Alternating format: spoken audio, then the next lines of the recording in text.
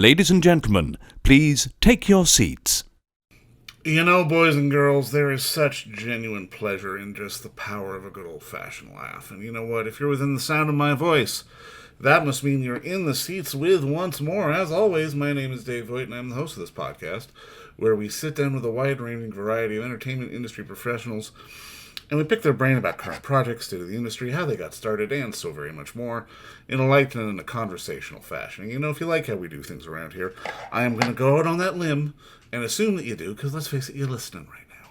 And if you are listening, then subscribe. Hit that subscribe button, give us a 5-star rating on your podcast provider of choice. We're available pretty much everywhere, places like Apple, Amazon, Spotify, Google. And plus, we archive every single one of our episodes over at our In the Seats YouTube channel. So if you want to give us a like and subscribe there as well, God knows we would absolutely appreciate it. Also, don't hesitate to check us out on social media. We're on the Facebook, the Twitter, the Letterboxd, the TikTok, the Threads, probably a few other places. It's X now, it's not Twitter, but you know what I'm talking about. We're at In the Seats for all sorts of fun updates. And finally, and I do dare say most importantly, please pay us a visit over at In the Seats, intheseats.ca, for all the latest and greatest from the world of film, television, basically the moving image at large. Because guess what? If we love to watch it and write about it and talk about it, we love it even more when you come by and read about it and listen about it. So please do us that kindness and pay us a visit. On this episode, boys and girls, oh boy, oh boy, oh boy, we got a fun one. This is a treat that kind of hit us out of left field, but we cannot wait to tell you about it. It is a brand new TV show, which is available over at Prime Video now, and it's called Davey and Jones's Locker. It is a high school story of two young women, Davey and Jonesie, who feel out of step with their peers in the banal backdrops of their high school, but when they discover that their locker is a portal, to a multiverse, they set off on some wild and crazy adventures. From writer, actor, director, creator Evany Rosen, this show is think like Booksmart meets Mystery Science Theater meets a lot of very deadpan, borderline, well, I don't want to say borderline, full-on silly comedy, sci-fi adventure. It's a show that embraces the absurd. And I mean, especially that its two primary characters are, you know, two women in high school. And I mean, you know, there is that temptation to do the coming of age story. And thankfully, they kind of resist it here, and they just make it about having laughs and really getting out there with some gonzo stuff as they explore the multiverses of their high school. And it's I was howling watching the entire thing. I cannot wait for more and more people to see it. I certainly hope it gets a season 2, because I mean, it certainly deserves it. This is hilarity to the next level. But like I said, check out Davey and Jones's Locker, which is available on Prime Video now, but also on Hulu in the States if you're listening there. But first, enjoy our talk with creator Evany Rosen, because, goddamn, it's a really good one. I had fun with this one. She was great. And the show's great. Go watch the show. Go watch it. Go watch stuff. That's what we do here. But again, Davey and Jones's Locker. Go check it out. You will be smiling from ear to ear. Bye. All right. Well, obviously, I mean, just to kick it off, I mean, the show's hilarious. Absolutely loved it. I mean, congrats so so much. really. Oh, thank you. Appreciate that. I guess my first question is, like, walk me through sort of the origin of this story, and particularly these characters, because I mean, it's not just high school humor. It is dry, deadpan high school humor, which I absolutely adore. Oh, thank you. Well, yeah, I really do try to write, I think, from character first, even though this show is so premisey. But I think knowing that, I think the pitch for the show started with these two characters, and I was really thinking about what my relationships were like in high school and the kind of friendships I've built in my life, and what I wanted to see portrayed on TV. And then it was about this hooky premise. So it was kind of about combining, like, making sure the hooky premise could live, you know, on the foundations of this friendship and this relationship. And then for the humor, I really wanted to make a show that was centered around female characters in high school that was just funny first, because I've not seen a ton of that. to be honest. And I was missing that as a young comedian when I was in high school, where there wasn't this huge onus on the female characters to find themselves and learn to fit in and go through a lot of kind of emotional hardships, while the male characters just kind of got to get all the jokes. Yeah. And so I really wanted to create something where, as an aspirational kind of thing, these are two female characters who have already fully found themselves in their teens. They don't need to fit in anywhere. Everyone else is the problem, and they're just, riding high on the comedy.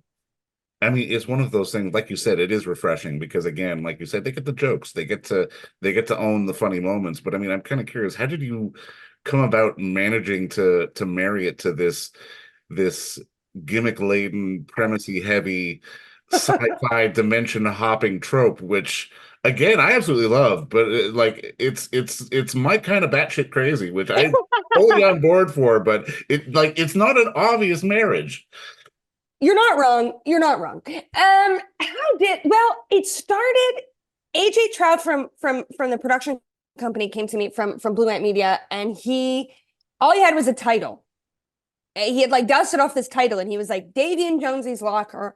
I don't know, something supernatural going on with some kids in a locker. So I kind of took that away, and I had already been noodling on something, to your point, that was about this kind of friendship. So that was where I started. And then I don't know how I landed in the multiverse quite. I'm sure because it's kind of in the ethos, and I was honestly, had been watching Sliders, but there was some way that I really love sci-fi, and that's like a genre that I love and know a lot about, which I hope comes through in the series. Although I'm sure I'm going to just get reamed on Reddit. No, it doesn't. No, you're doing it right. You know your shit. Trust me. There's a lot of holes, a lot of sci-fi holes. I'm sure I'll be hearing about it. So that was really exciting to marry to me. Just that kind of the sci-fi that I love, and that kind of campy era of sci-fi, TNG, Voyager, all those feelings, and really like old sci-fi short stories, where you just get that fine, kind of fun, almost moral little tale, but with an interesting twist. And I was like, oh, that'd be so fun to kind of pair here and get that episodic feeling, but in a high school show and with these characters who we care about. Now, I mean, obviously, talk to me about finding your Davey and your Jonesie, because I mean, good comedy relies on chemistry, and I mean, these two just pair off each other so well. The search was, oh dear, did you hear that? I didn't hear that. Okay, let's pretend that didn't happen. Okay. And I'm going to stop my phone from doing that again. And I'm going to tell you the answer. Perfect.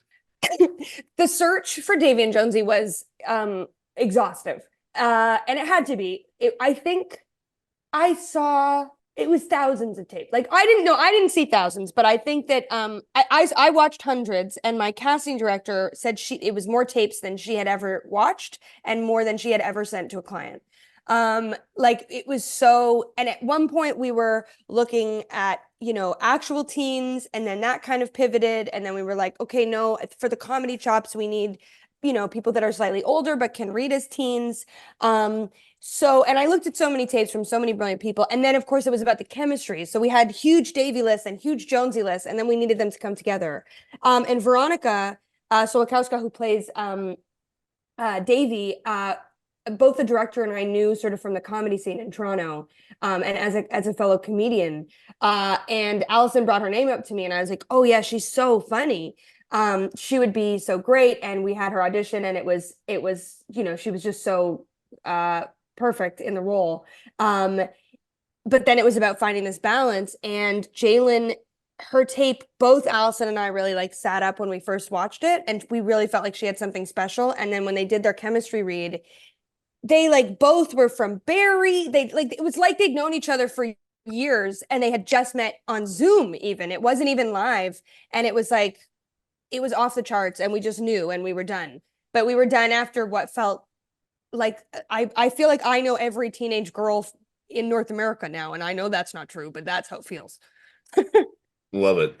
Now, I mean, obviously Dan is fantastic as Mr. Schneider, and I mean, just this sort of borderline Mystery Science Theater 3000 protagonist, but he walks it right up to the line, but never quite goes over. Talk to me about, I guess, the tone of what you wanted sort of the bad guy to be. Well, thank you for getting that reference, and even giving that reference, because Mystery Science Theater 3000 was a big influence on the show. I love it. Yeah, Dan. I've known Dan for a long time. Dan is an improviser and a comedian as well. So we've known each other for years as comedians. But he's such a talented actor as well. He's extremely multifaceted. I'm always just so blown away by Dan's talent. And when he read for the role, there was a way that the role had evolved a few times because I wasn't sure how fussy I wanted him to be, but there needed to be a sustainability and watchability to him. And I had started to write more of a hard edge into his role. I think at one point I gave kind of Billy Eichner as a reference, as sort of like, but it was combined with someone else. There was some strange combination where it was Billy Eichner meets someone else that you wouldn't expect to go together. So I kind of created this impossible brief. But it was someone I wanted to start to see some anger and some rage in the character, but again, in a way that was sustainable and watchable. This was a really fine line to walk. And then Dan's tape, he did a scene from episode 2 and it made the like bizarre choice to eat a sandwich during the scene. And it was so funny. And he was so glib and cavalier and like shitty with these girls. He was the only one who wasn't playing it kind of hysterical. Right. He was just like baffled and annoyed in this way that was just wonderful. And if you watch episode 2 and the scene where he's explaining the multiverse to the girls, he doesn't engage with it too much, but you will see there's a sandwich that's on the counter, and the sandwich makes a comeback in episode 9, and all of that started because Dan made a bizarre choice in his audition. You know what? Because I got up to episode 2 and I was wondering why the sandwich was there, but now I know. I'm glad. But I mean, yeah, the little Easter egg. now, I mean, I gotta ask because I mean, obviously, you've acted a bunch, you've written, you've done a myriad of different things, but I mean, showrunner is probably a different beast. Like, when did that kind of holy shit moment settle in with you, especially in sort of the development process of all this? Because I mean, you also take a role in the show as well. I can imagine sort of you're juggling 18 things at once. Yes, making the choice to play Principal Debbie Neighbors was borderline psychotic of me, because I knew what I was in for, because I had done my previous show, New Eden, on Crave, which I had made with Kayla Lorette, was my sort of first kick at the can at show running in a serious way. And that we were co-starring in, but we were also co-show running. And it was similar to this. It was extremely different from this, but it was similar to this in that it was hyper creator driven and hyper precise, and we made every single little choice that you see on camera.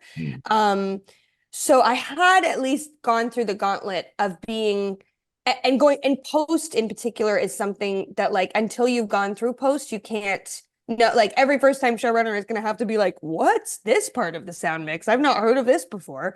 Even if you have some experience, there's always going to be the gauntlet of post. So I had been through that.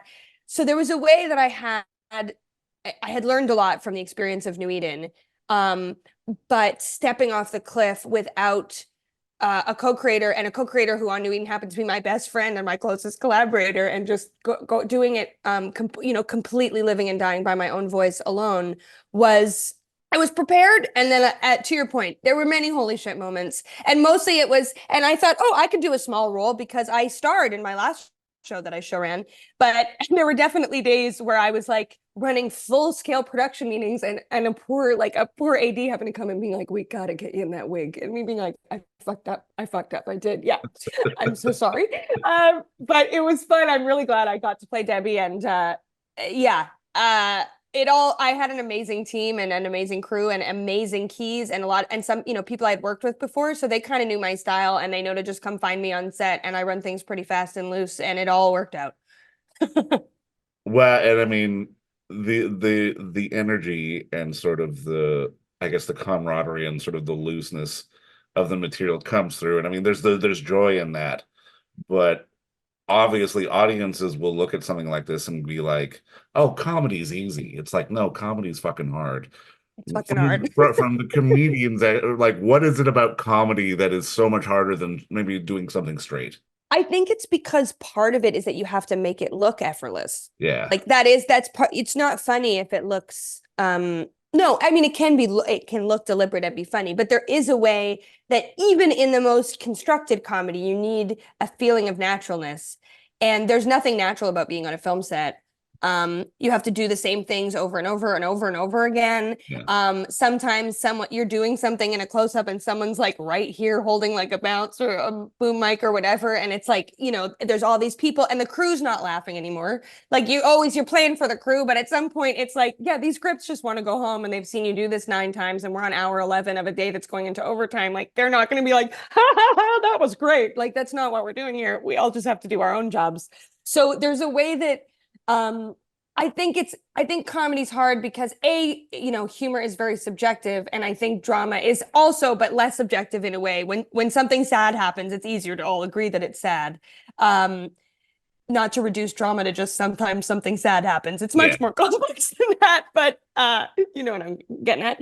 And then, so I think it's those combinations of factors that it just has to look so effortless, and it takes just as much effort. So there's an added bit of effort to create that effervescent effortlessness, and that's. Well, and I mean, and you're right. I mean, comedy is so subjective to taste. Like, so many different things can be funny. If we see somebody die in a car crash, there's no way that's not objectively sad. Yeah. Yes, exactly. And humor is and there will be people that do not get this show. And that's also something that's hard as a comedy writer that you have to go into, especially with something that's this campy and this specific. I'm really prepared for there to be a whole pocket of people who are like, I don't get it and I don't like it. And I don't think it's funny. And I disagree. I think it's very funny. That's also part of the gauntlet of being a comedy writer, because there's no you can think of the funny. There are people who don't think Jerry Seinfeld's funny. There are people who don't get that show. It's about nothing and they don't care for it. There's always going to be someone who doesn't get the comedy. So that you're doing. So that's also part of, I think, why it's harder, because it's more vulnerable. No, you're absolutely right. You're absolutely right. And I mean, just to start putting a bow on this, I gotta ask because, and again, it's a bit of a silly question, but it's one I love to ask because there is such a heady brew of influences in this show. I gotta ask, like, was there a moment where a young Evany had sort of the light bulb go off when she saw something and be like, okay, I want to do that? Like, was there a show or a movie or a moment where sort of the light bulb just went ding? Definitely. I'll give you the answer for this show because I feel like it's different for different things, but definitely. And I think this one speaks most to young Evany more than some of my other projects that are more adult, maybe, where this one is like, I was thinking of myself as a teen, and the two answers are weird.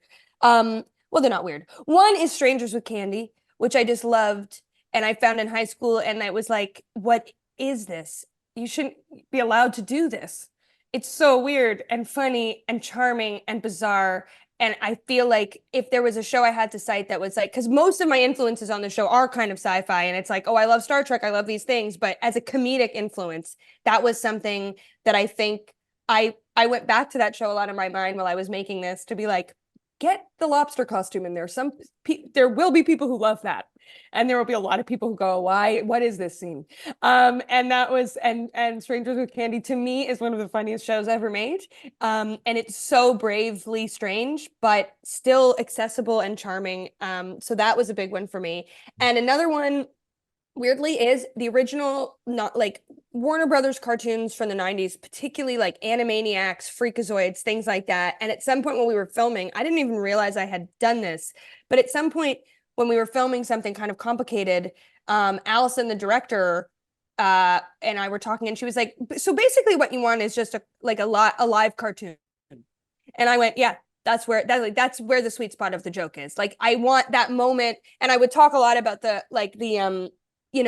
Roadrunner moment. Well, it's not Roadrunner, it's Coyote. But that moment right before, when you realize you're over the cliff before gravity takes over, like that was like kind of a comedic moment I would ask for a lot. And we kind of realized I was talking a lot about, and I come from an animation writing background, but Animaniacs for me as a kid, sorry, this is a long answer. No, I loved it so much and I've gone back and watched it and been like, this is an entire episode about like the Red Scare or blackballing in the 30s. Like, why did they put this in a children's show? It's absurd. But I loved how inside baseball it felt and how high reference, but like low brow it was so much of the time. And it was so zany, but it was so smart. And Freakazoid was incredible in that way. And I really remember as a kid getting the meta joke from the opening of Freakazoid, where it's the writers being like, oh, if you don't watch, we'll be unemployed. And as a kid being like, whoa, you can make a joke like that.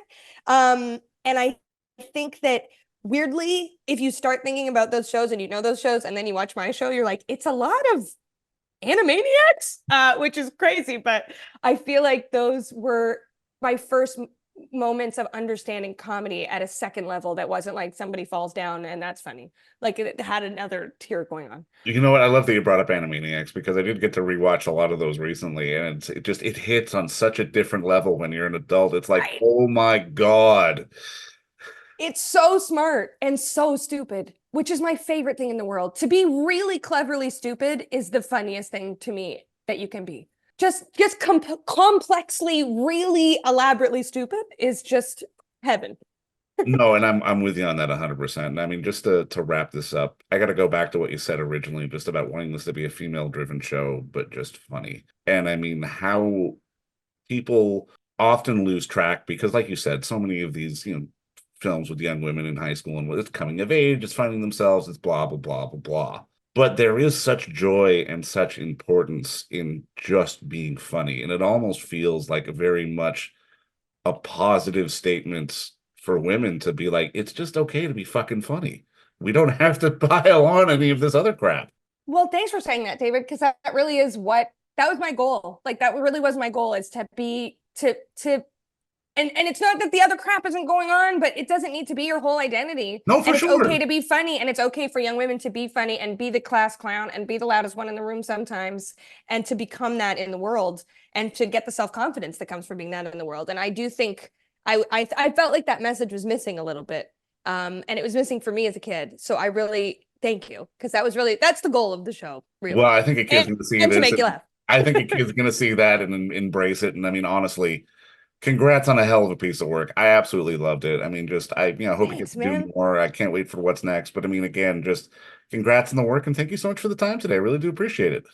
I really appreciate you having me. This was a delight. Thank you so much. Likewise. All right. Bye.